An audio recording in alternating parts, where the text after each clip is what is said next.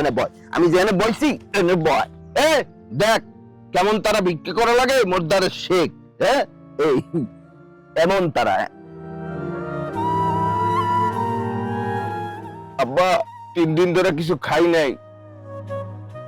বাড়িতে আমার 2টা বাচ্চা আছে, একটা বউ আছে, কিছুই নাই, রান্না করার মতো কিছু নাই।